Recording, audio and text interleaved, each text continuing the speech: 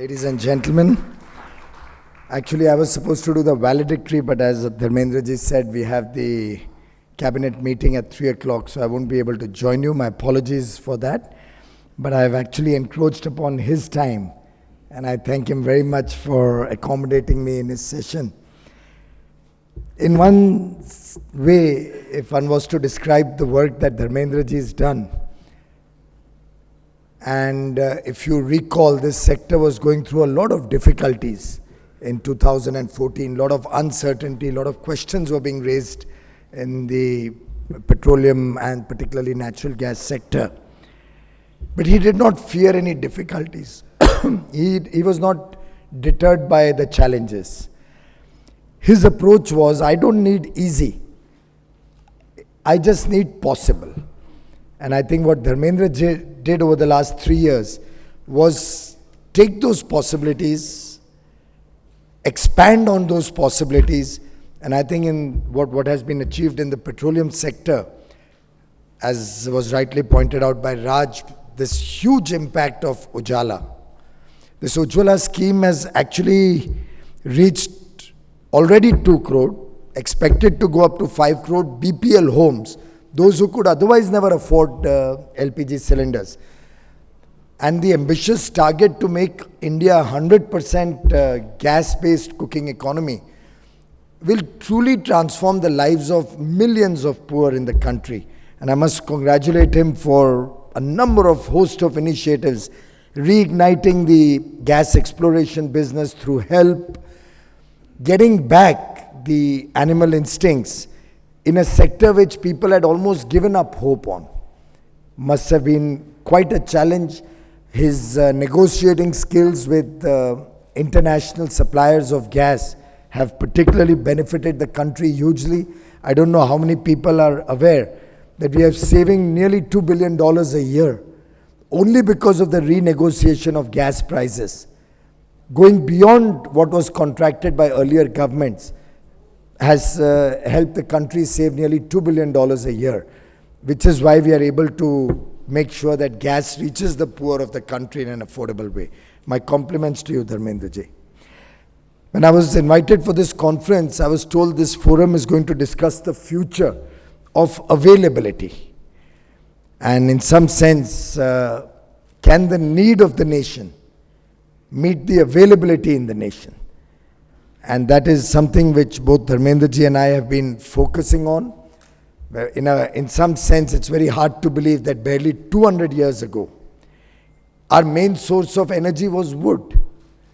Who had imagined that so much change will happen in a short span of time? Now we have, of course, a wealth of energy sources to choose from. The growing sources, be it oil and petroleum products, be it natural gas, be it electricity, as he rightly said, nuclear energy. And in the days to come, renewable energy is taking center stage, solar, wind, biomass being converted to energy. But if one was to look at India's energy future, there are 5 global trends that are going to shape India's energy future. One is clearly the population growth. One can imagine a 9 billion plus population by 2050, which means expanded need. And as the world is becoming more and more prosperous, obviously it also means expanded desire and greed in some sense. So one will have to plan for nearly 9 billion plus population and what stress that will create on the available planetary resources. The other, of course, is the impact of climate change, the concerns that global greenhouse gases, gas emissions, has on the very existence of mankind. And therefore the Paris Agreement has great importance for all our planning of India's energy future. Technological innovations is the third global trend. So many things are happening. I mean, the most recent of those would be probably wireless transmission of electricity is being explored. And by the way, once we have wireless transmission of electricity, we could actually even imagine what a Japanese researcher is talking about, that space has 24 hours sunlight. It is only on Earth that we have sunlight moving from time zone to time zone. But in space, there's 24-hour sunlight. Can you just let your mind wander and imagine technological innovations overtaking us? And solar energy being produced in space, giving round-the-clock energy, and being transmitted through wireless transmission into the Earth, can actually change the very way the world works. Now, all of these things are realms of possibilities, which the world is working on. Experts and scientists are delving, letting their mind wander into newer technological innovations, and that is certainly going to shape the future of energy. Of course, as nations progress, as economies do better, particularly as India moves up the development curve, I'm sure higher standards of living will also impact global trends on the future of energy. And clearly this higher GDP in India too is going to become the determinant of more need for energy, leading to much higher energy consumption, being the fifth global trend being witnessed worldwide, particularly in the less developed or underdeveloped countries in India, in the Far East, in Africa, possibly even South America. Now, these trends put together are impacting India's energy triangle. On the one side of the triangle, the energy system must give access to safe and secure and reliable energy for the people of the country. The second part of the triangle deals with affordability, which my colleague Dharmendra ji talked about. And the third side of the triangle is sustainability, making sure that the environmental impact is carefully considered and the concerns of environment are addressed when we address the future of energy in this country. Towards that end, if one was to see our own plans, and that's a plan where both these ministries dovetail with each other. The focus to expand the use of natural gas in the Petroleum and Natural Gas Ministry, the focus to expand the renewable energy consumption of electricity in the Power and Renewable Energy Ministry, both dovetail into a larger agenda to leave behind for the next generation a better planet than the one we have inherited. In fact, the Sustainable Development Goals talk about 5 Ps when it talks about the world's energy needs: people, planet, prosperity, peace, and partnership. And in some sense, these 5 Ps could also very well be the hallmark of the Modi government. In every respect, it's a people-first government, a government that works to ensure availability of affordable, adequate, round-the-clock, uninterrupted, quality energy sources for the people of India, be it for cooking needs, be it for vehicular needs, be it for electricity in the homes, every form of energy that helps power the economy. It's always a people-first approach. Of course, as I said, we are giving a big thrust to natural gas. We are also giving a big thrust to renewable energy. Our target on solar alone has been expanded 5-fold from the one that was set some 5 years ago. So our national solar mission, instead of 20,000 megawatts by 2022, today is planning for 100,000 megawatt by 2022. So if you look at it in perspective, what was 2,500 megawatt in 2014 is sought to be expanded to 100,000 megawatt, 40 times in a span of 7 years. Similarly, we are giving a big boost to the hydro sector.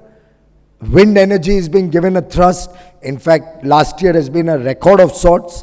We've added about 5,400 megawatt of wind energy, which is the highest ever in India's history. We've added nearly 6,000 megawatt of solar power, which is about we've added about 5,600 megawatt of solar power, which is also a record of sorts. In fact, the growth in the last 3 years, cumulative growth in solar power installed capacity is 370%. Now, I grant that the base was low, but it's unless you plan big, unless you're willing to be bold in your target setting as well as in your plans and your ambitions, you'll never be able to make a game-changing impact to the planet. And therefore, I'm very confident that under Prime Minister Modi's leadership, India will clearly demonstrate that sustainability is something that India is very passionate about, that Indians are very passionate about. For us, the environment is not a matter of what is decided in Paris or what another leader in another large country decides one way or the other. For Mr. Modi personally, for his government and for the people of India, concerns about the environment are an article of faith. It's something we are very passionate about. It's something we deeply believe in. And it's something we will do irrespective of what the global trends are. In fact, I often get very amazed when I see that India has become such an import-dependent economy, particularly in a thing like coal, where we had such abundant reserves, in natural gas, where there were opportunities, but unfortunately got into the quagmire of bad politics and bad economics for over a decade. It's only now that we are seeing the reigniting of the excitement to invest in India. We've had record FDI flowing in the last 3 years. And I'm sure this mindset of negativity, this mindset where we could never imagine that the country will be surplus in coal, surplus in power, it will translate to other sectors in the economy.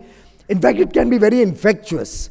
Once you set your ambitions high and you work towards very challenging and daunting goals, it can actually be very infectious. It can excite the people of the country towards more and more aspiration and efforts towards meeting those aspirations.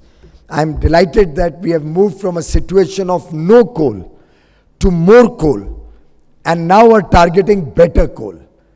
I'm glad that we are moving to a situation where transmission capacity in the country has grown by nearly 33% in barely 3 years. So what the country did in years and years, up to 2014, we've been able to add about 26% transmission lines and about 36% transmission capacity in barely 3 years. Of course, the installed capacity for power also has grown by about 25-26% in 3 years. Now put together, all of this is helping the energy security of the country, is helping adequate amounts of energy being available round the clock across the country.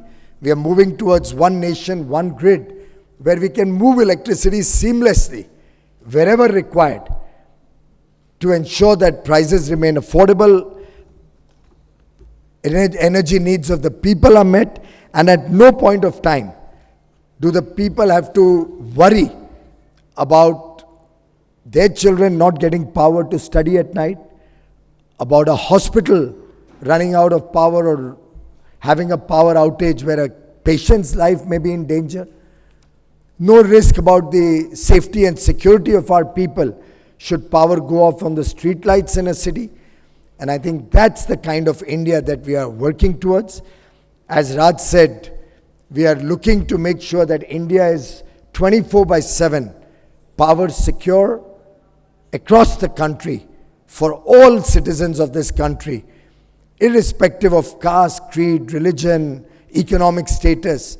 The effort is to make sure the rich, the poor, the factory worker, the farm laborer, everybody can enjoy the fruits of a basic amenity like power. We are working to make sure that that happens before India turns 75 in 2022. Of course, on a personal level, I do believe we can do it much faster. Our effort is to do it much earlier, because I think every single day that that young student in the village does not get power to study is one day lost in the life of India, one day lost in the future of India. I hope I will continue to receive the support of all of you, and I do hope the Modi government, Dharmendra ji, I and all of us, working under the dynamic and visionary leadership of Prime Minister Narendra Modi, will succeed in our endeavors with the collective efforts, and the collective confidence that this nation has that we can achieve supernatural results and we shall achieve the requirements that this country needs to meet the growing and very, very genuine aspirations of the people of India. Thank you very much. Piyush ji, you had mentioned, and very rightly, the priority must be to ensure 24/7 power supply to our people. 75 years after independence, we can do it earlier. We'd be delighted and congratulate you for it. What are the difficulties you are facing while dealing with this thing, particularly DISCOMs? What are the kind of innovative solutions that you're trying to ensure that we do that? Frankly, it's not impossible. There will always be challenges in any activity. I think the DISCOMs are now recognizing that they'll have to stand on their own feet. I'm fairly confident by 19, most of them, in the last one or two by 2020 will be turning profits. And we'll make sure that all the DISCOMs in this country will come into profits.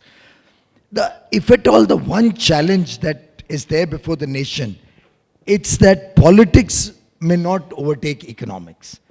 But I'm glad that the people of India are now recognizing that good economics also makes for good politics. And they're voting in governments that perform, that deliver results on the ground, and voting out governments which have failed to deliver.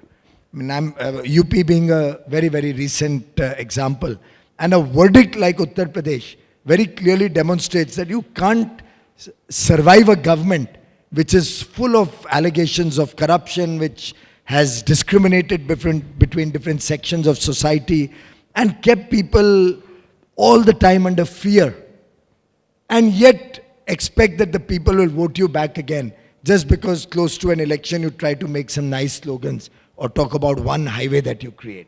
I think the people's expectations are of holistic development, and that's what Prime Minister Modi is doing. Just the other day, a couple of days back, there was a spontaneous requirement to list out what are the achievements of this government, what are the focus areas. We reached about 27, 28 items just in a jiffy. And then we said, okay, stop, there's not enough time to speak any more than that. And while in the car, we were discussing that, we've left out that, we've left out that. It's amazing how Prime Minister Modi, through his hard work and vision, has been able to get action initiated on so many fronts, in some sense, reflecting what Pandit Dindayal Upadhyay had articulated more than 50 years ago, that no human being can be happy, can be truly satisfied. No human being can really live a full life unless you look at his comprehensive and holistic development of every aspect of a person's life. And I think energy, which both of us are required to provide in abundant and affordable measure, is just one cog in that larger wheel where he's looking for good education, good healthcare, all of that. And I can assure you that there are no difficulties in that. It's all in the mind. In the action, there's no great difference. Piyush ji, the fact that President Trump has come and America seems to be turning its back on the Paris Climate Change Agreement, how much does that affect India's plans?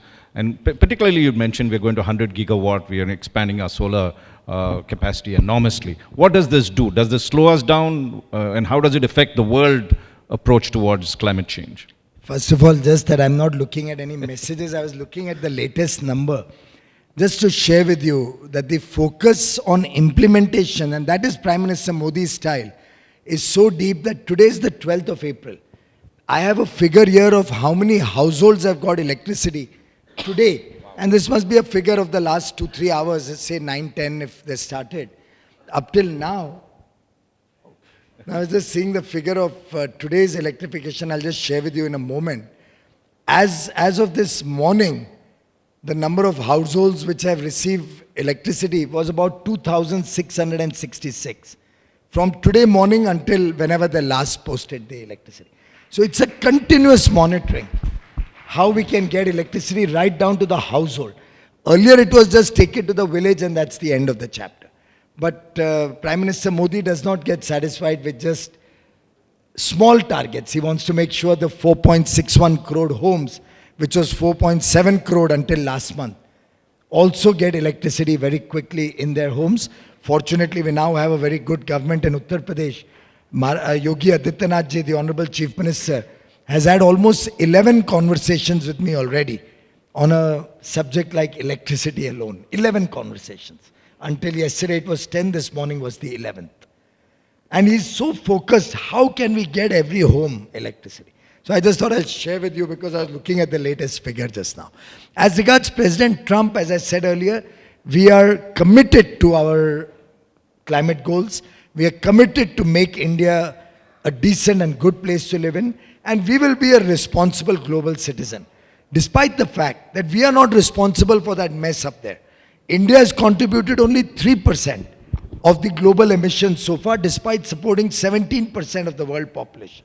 But Prime Minister Modi has not shied away from being a part of the global effort for a better future for the world. We also understand that our own people also cannot suffer from pollution beyond a point. For example, all of us in Delhi know that when the